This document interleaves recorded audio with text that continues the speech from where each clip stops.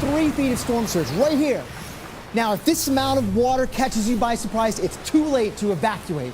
Cars are floating around and floating away. There's large objects in here that could knock things down with a battering ram-like force. Now, there's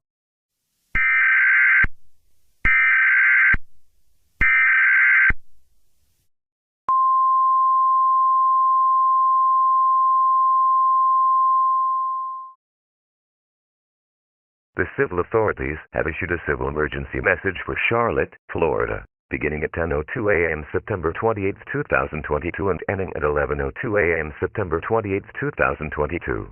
It is time to shelter in place. It is no longer safe outside, on the bridges or roads,